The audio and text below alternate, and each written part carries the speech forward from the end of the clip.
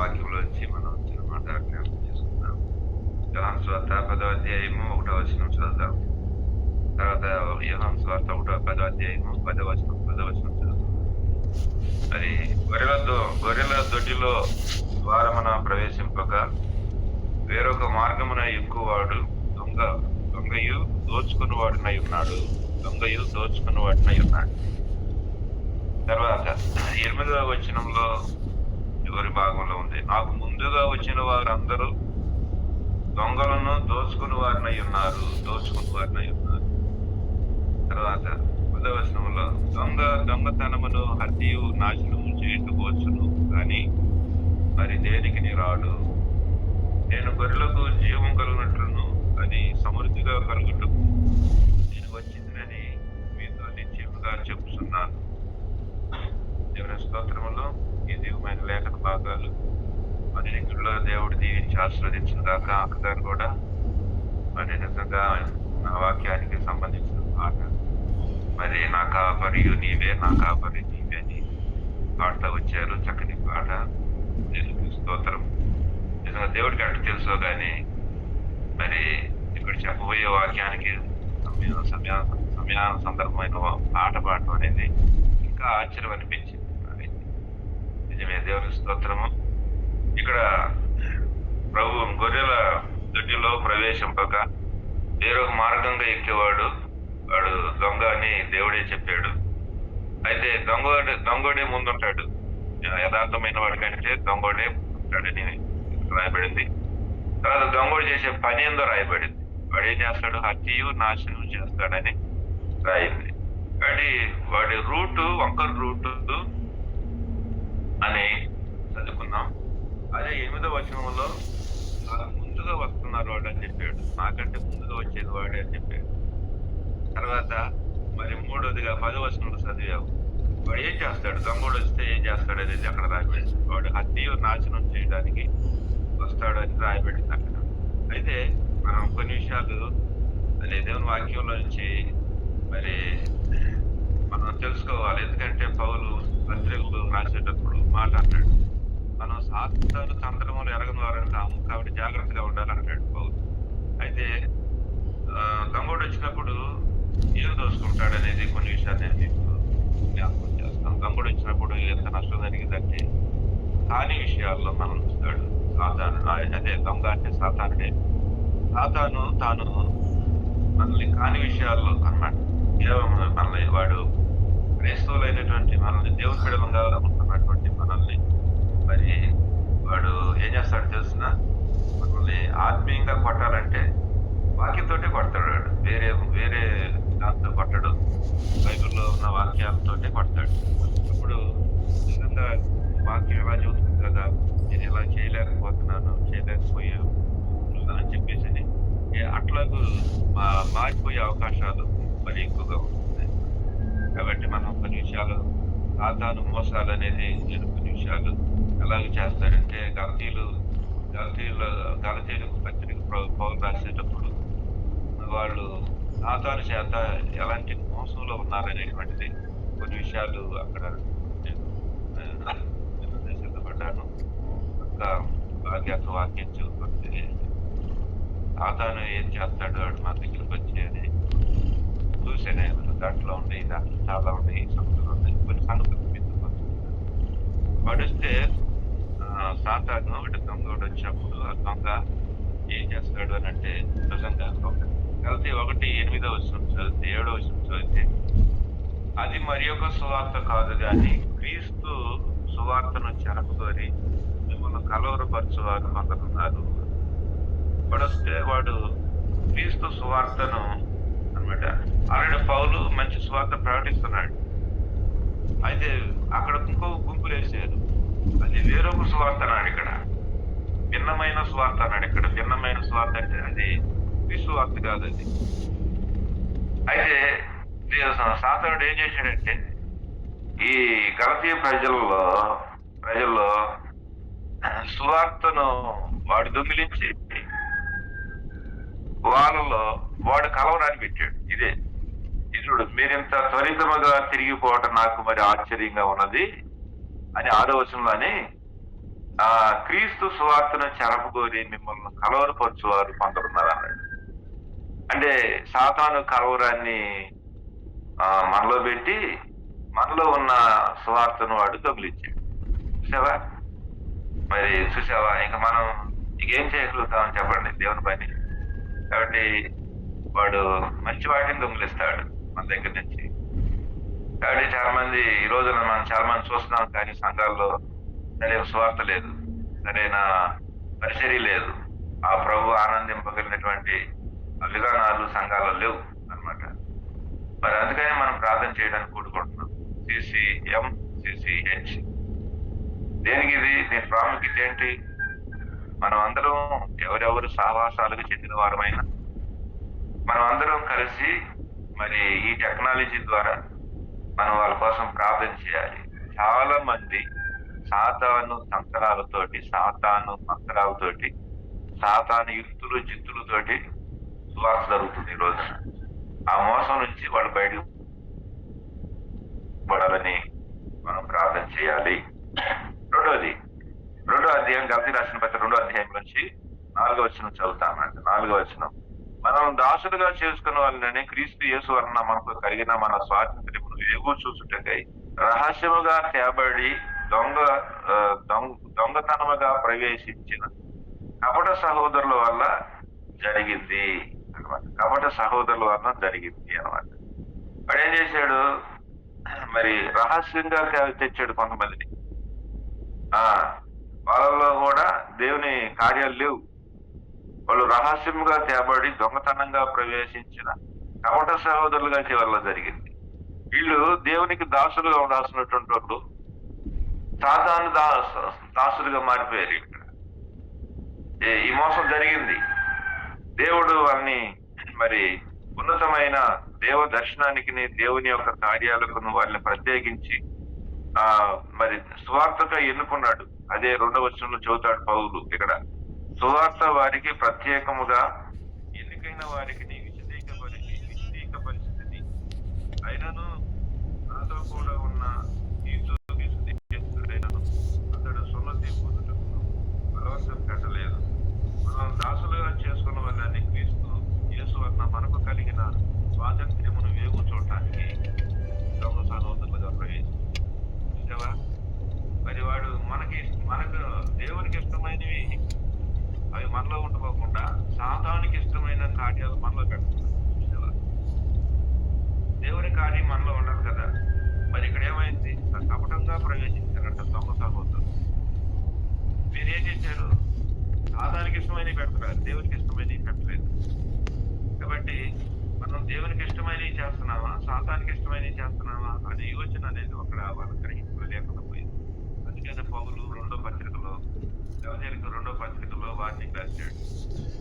మీలో కొంతమంది కపట సహోదరులు ఉన్నారు, జాగ్రత్త, వాళ్ళ మోసాలకి వాళ్ళ చిత్తులకి మీరు పడిపోవద్దు అని రాశాడు. అది 2వది. ఇక 3వ వచనం, 3వ అధ్యాయం 1వ వచనం చదువుతాం. ఓ అవివేకులైన గలతీయులారా, మిమ్మల్ని ఎవడు భ్రమపెట్టిను? సిలువేయబడినట్టుగా యేసుక్రీస్తు ప్రదర్శించబడిన కదా, ఇది మాత్రమే మీరు తెలుసుకొని కోరుతున్నారా అని చెప్పేసి అని అన్నాడు అనమాట. మిమ్మల్ని ఎవడు భ్రమ పెట్టిను? ఈ గలతీయులు అవివేకులు అంటాడు. ఓ అవివేకులైన గలతీయులారా, ఆయన కలవరిశిలో వేలాడుతున్న యేసు ప్రభుని మీరు పట్లారా చూసిద్దిరే, మళ్ళీ ఏంటి ఇంత మళ్ళా ఆత్మానుసారంగా మీరు ఆరంభించి శరీరానుసారంగా మీరు ముగిస్తారా అని చెప్పేసి అన్నాడు. అరే, ఆయన కళ్ళతో చూశారు ఆయన్ని. మరి ఎంత ఆత్మీయానుసారంగా జీవించాలి చూడండి. 4వ వచనంలోకి వస్తే వాళ్ళు ఎంత దరిద్రంగా తయారైపోయారు. మీరంతా మొదట నేను 3వ వచనంలో అంటాడు కదా, మొదట మీరు ఆత్మానుసారంగా ఆరంభించి ఇప్పుడు శరీరానుసారంగా పరిపూర్ణవుతురా. ఎంత దౌర్భాగ్యం ఇది! ఆత్మానుసారంగా అంటే కొన్నిసార్లు మనం ఆత్మీయంగా అనుకుంటుంటాం. అది ఆత్మీయత కాదది. చాలా మంది ఎలా ఉంటారు, నాకు ఆత్మీయత కాని వాటిలో ఆత్మీయత అనుకోని భ్రమపడి బతుకుతున్నారు. చూసావా? వాడు సాతానుడు ఆత్మీయతను దొంగిలించి వాడు భ్రమను మనలో పెట్టాడు, మనల్ని. చాలా మంది ఎలానే జీవిస్తున్నారు. చాలా మంది ఆత్మీయత ఎక్కడో ఆత్మీయంగా నడుస్తున్నాం నిజంగా మనం, మనం పరిశీలన చేసుకోవాలి. నేను చేసేది ఆత్మ పరిచర్య లేకపోతే శరీర పరిచర్య అనేది మనం చాలా సార్లు పరిశీలన చేసుకోవాలి. లేకపోతే మనం చేసిన పరిచర్య అంతా కొలాప్స్ అయిపోయింది, వేస్ట్ అయిపోయింది. దాంట్లో తిరగలేదు మరి. కాబట్టి మన జీవితాన్ని చాలా జీవితాన్ని మనం సరి చేసుకోవాలి. ఆత్మానుసారంగా నువ్వు ప్రవర్తిస్తున్నావా, శరీరానుసారంగా ప్రవర్తిస్తున్నావా? భ్రమ అనేది ఉండకూడదు. భ్రమ పడుతున్నావంటే అది పాపం. అది భ్రమ అనేది దేవుడిది, సాతానుది. ధైర్యం దేవుడు ఒక నిశ్చయిత ఇస్తాడు, మనసాక్షి ఇస్తాడు, అది ప్రభు మనకి కలిగిస్తాడు. భ్రమలో జీవించామని ఇంకా భ్రమలో జీవిస్తూనే ఉన్నామంటే అది సాతాను తంత్రం. అది సాతాను తంత్రం వేసేయండి, గుర్తేసాడు. ఆ ఉచ్చులోంచి బయటకు రాకపోతే శరీరానుసారంగానే నష్టపోతాం అన్నమాట. అది మూడోది. 4వ దొంగతనం, వాడు మన దగ్గర నుంచి 4వదిగా ఏం దొంగలిస్తాడు అనేది మనం చూస్తే గలతీ రాసిన పత్రిక 4:16 ఉంటుంది. ఆ మాట చదువుతాను. 4:16. నేను మీతో నిజమాడినందున మీకు శత్రువునైతున్నాను. వారు మీ మేలు కోరి మిమ్మల్ని ఆసక్తితో వెంటాడేవారు కాదు, మీరే తమరు వెంటాడవాలని మిమ్మల్ని బలవంతంగా త్రోసివేయకోరుచున్నారు. నేను మీ యొద్ద ఉన్నప్పుడు మాత్రమే కాక ఎల్లప్పుడూ మంచి విషయములలో ఆసక్తిగా ఉన్నట్టు ఏమిటంటే యుక్తమే. నా పిల్లలారా, క్రీస్తు స్వరూపం మీ అందు ఏర్పడే వరకు మీ విషయంలో నాకు ప్రసవ వేదన కలుగుతున్నది. ఏంటిది ఈ మాసం అంటే, ఇక్కడ మిమ్మల్ని బయటికి త్రోసివేయవారు, మిమ్మల్ని బయటికి నెట్టివేసేవారు ఉన్నారని అన్నాడు ఇక్కడ.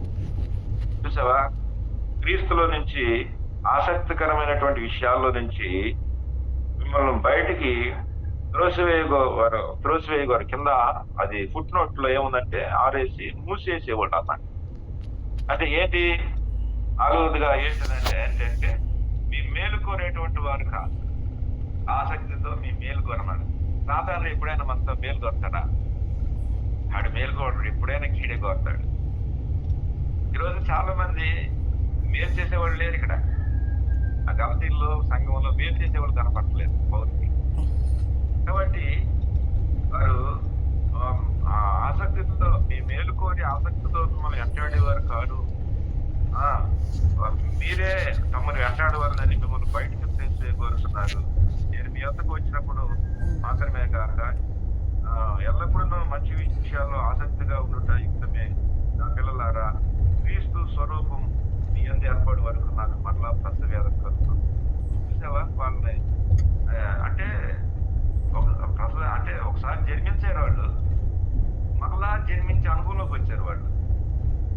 ఇక పౌలు అక్కడ కాపురాతో ఏం చేస్తాడు, ఏం పరిచయం చేయగలుగుతాడు అంటే మళ్ళీ పుట్టిన కాడికి పోయారు వాళ్ళు. అక్కడ మళ్ళీ ఎక్కడ పుట్టారో మళ్ళీ అక్కడికి వెళ్ళారు. ఎదుగుదల లేదు, ఆత్మీయ ఎదుగుదల లేదు. పసిపిల్లలు అది వారి జీవితం అది వెంటాడుతూ వచ్చింది. సాధన చేసిన మోసం ఇది అన్నమాట. కాబట్టి చాలా మంది అంటారు, ఏంట్రా ఎట్లా అయిపోయావు, పుట్టిన కాడికి వెళ్ళిపోయావు, ఇంత తగ్గిపోయావు ఏంట్రా అని అంటారు.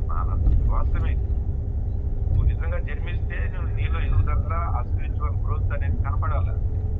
అది లేకపోతే నువ్వు పుట్టిన కాడ ఉంటే అది దేవుడికి ఏం సంతోషం అది. కాబట్టి సాతాను వాళ్ళని ఏం చేశాడంటే ఎక్కడ పుట్టారో అక్కడే పెట్టాడు, పైకి తీసుకురాలేదు. కాబట్టి ఇది మీ మేలు కోరి అన్నమాట. మీ మేలు కోరి మిమ్మల్ని వెంటాడేవారు కాదు అని అన్నాడు. ఇది సాతాను మోసం ఇది. కాబట్టి మన మేలు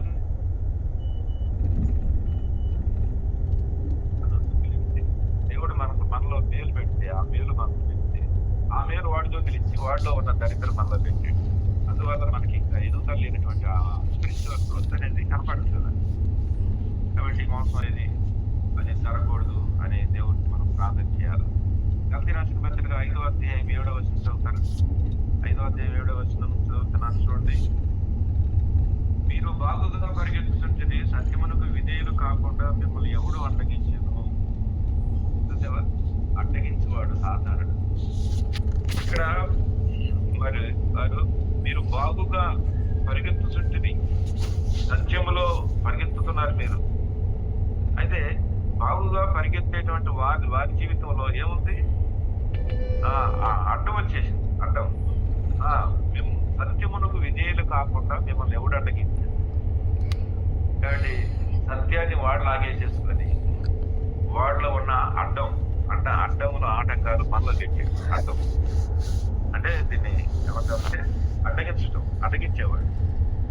కొన్నిసార్లు సత్యానికి విధేయులు కావు అన్నమాట. ఒకసారి ఏమంటారంటే దాన్ని ఏమంటారంటే ఆడెవడు అన్నాడంట లోపల సాధించాను, నేను పట్టిన దానికి కుదేలికి 3 కాడన్నారు. ఆ ప్రకారం మనం పరిచయం చేయకూడదు. నేను పట్టిన దానికి కుందేలుకి 3 కాళ్ళు. అంటే అది అసత్యమైంది. కుందేలుకి 4 కాళ్ళు ఉండాలి. మరి 3 అని అంటే అదే సత్యాన్ని అడిగించడం అది. మరి కాబట్టి సత్యాన్ని మనం అడిగించుకోవడం. ప్రభు దేవుడు మాట్లాడుతున్నప్పుడు, దేవుడు ఆ స్వాతంత్రం మనకి ఇచ్చినప్పుడు, దేవుడు ప్రేరేపించి వ్యక్తుల ద్వారా, వాక్యం ద్వారా, అలాగే దేవుని ఆత్మ ద్వారా, దేవుడు మన సాక్ష్యం ద్వారా మాట్లాడుతున్నప్పుడు మనం శ్రద్ధ కావాలి, విధేయులు కావాలి. సత్యానికి విధేయులు కావాలి. ఎవడైనా సరే సత్యానికి విధేయులు కావాలి. సత్యానికి విధేయులు కాకపోవడం, దాన్ని అడ్డగించడం కూడా పాపమైంది అన్నమాట. అడ్డగించడం కూడా అది పాపమైంది. కాబట్టి సత్యమును మనలో తిప్పాడు ప్రభు. పెడితే ఆడు అది దొంగిలించి వాడు అడ్డం తిరిగే మనసు పెట్టాడు. ఇది కూడా సాధారణ దొంగిలిస్తున్నాడు. సత్యాన్ని దొంగిలించి వాడు తిరుగుబాటు అనేది మనలో పెడుతున్నాడు. అదొక పాపంగా తర్వాత 5వ అధ్యాయం 1వ వచనం చదివితే, 5వ అధ్యాయం 1వ, ఈ స్వాతంత్ర్యమును అనుగ్రహించిన క్రీస్తు మిమ్మల్ని స్వతంత్రులుగా చేసినాడు. కాబట్టి మీరు స్థిరముగా నిలిచి మరలా దాస్యమను కాడి కింద చెక్కుకొనబడి, దాస్యం అనే కాడి కింద వెళ్ళకూడదు. దేవుడు మన స్వతంత్రం అనే కాడిని పెట్టాడు. మనం చేసే ప్రతి పనిలో ఏం కనపడాలి? స్వాతంత్ర్యం కనపడాలి. కష్టపడకూడదు, బాధపడకూడదు, ఇబ్బంది కలగకూడదు. నేను చేస్తుంది అవునా కాదా, ఈ పరిచర్య ఇది నిజమే కాదా అన్నటువంటి డౌట్ రాకూడదు.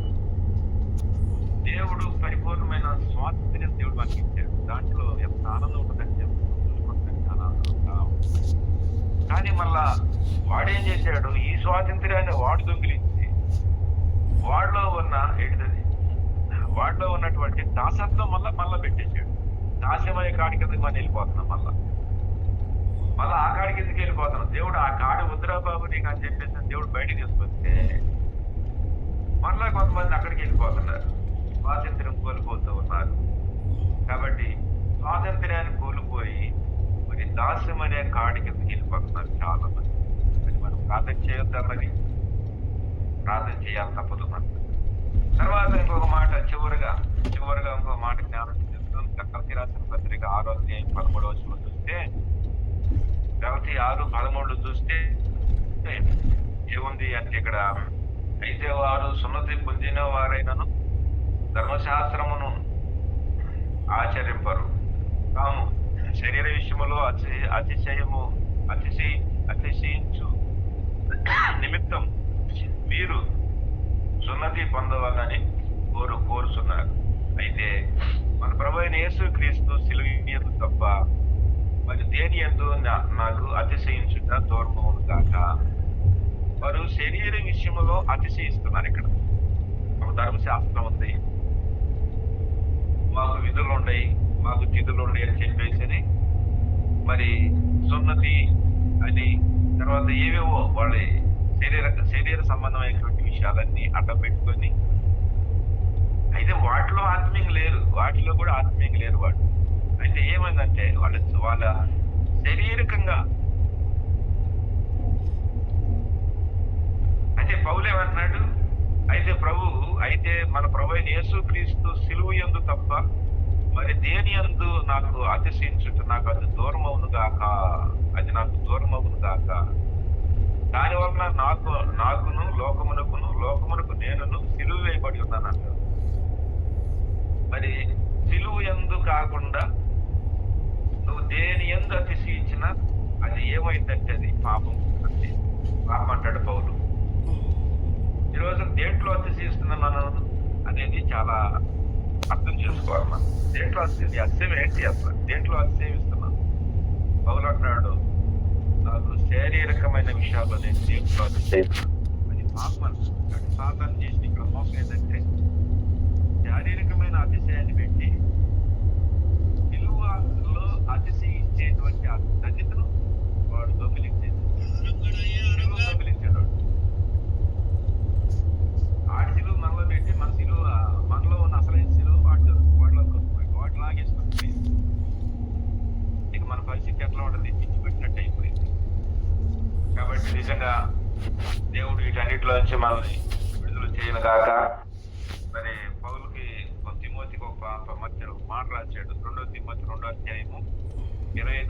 వచనంలో 2 తిమోతి 2వ అధ్యాయం 25వ వచనంలో తిమోతి అంటాడు, 2వ అధ్యాయం 25వ వచనంలో, ప్రతి విషయం అనుభవ జ్ఞానం వారికి కలుగుటకై దేవుడు ఒకవేళ ఎదురాడు వారికి వారి మనసు దయచేయను, అందువలన సాతాను తన ఇష్టం చొప్పున వీరు ఉరిలో నుండి తప్పించుకొని మేలుకొందరేమోనని ప్రభు యొక్క దాసుడు ప్రార్థన చేయాలంటే మనం ప్రార్థన చేయాలి తప్పదు.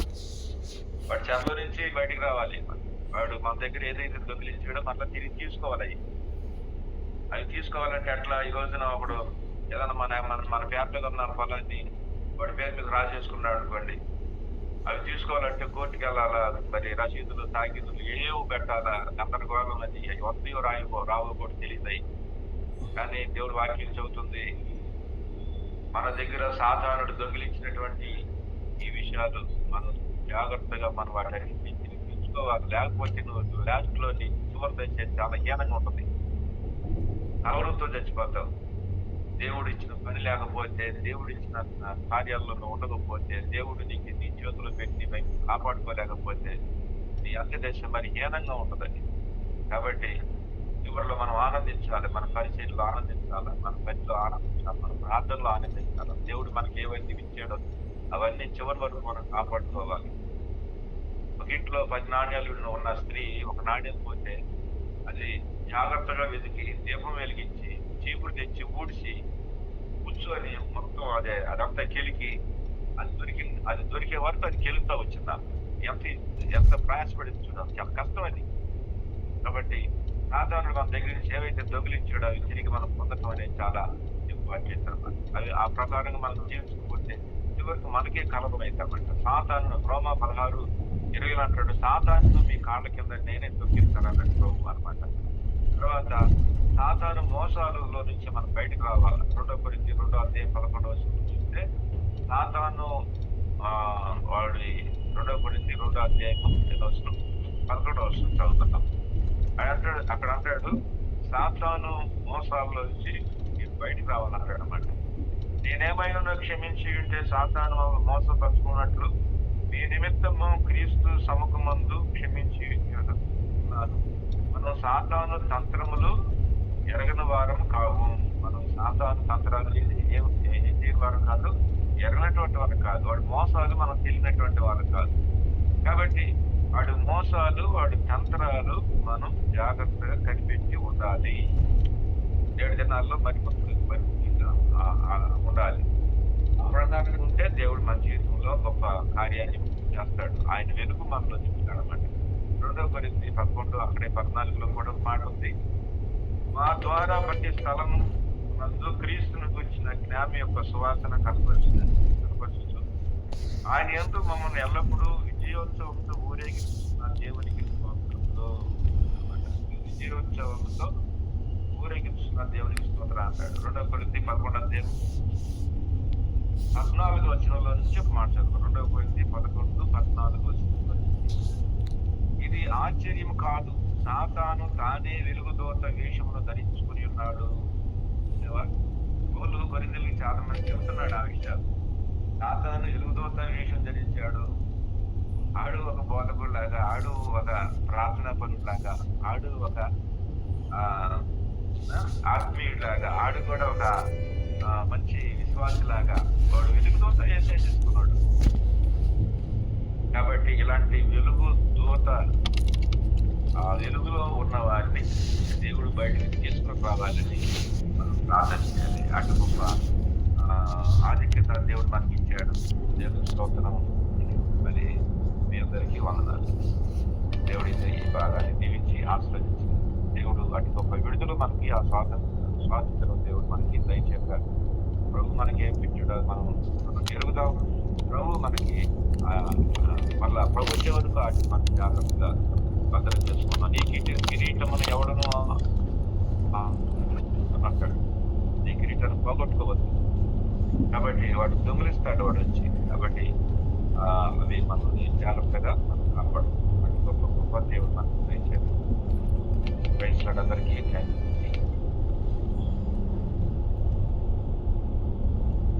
థ్యాంక్ యూ అన్న. చక్కటి వాక్యం అందించినటువంటి ప్రభుదాసన్న గారికి ప్రభువైనటువంటి యేసుక్రీస్తు నామమున వందనాలు తెలియజేస్తున్నాను అన్నమాట. నిజంగా అన్నగారు చెప్పినట్లుగా మనము ఆలోచించినప్పుడు వాక్యపు వెలుగులో నిజంగా ఎన్నో ఆత్మీయ సత్యాలు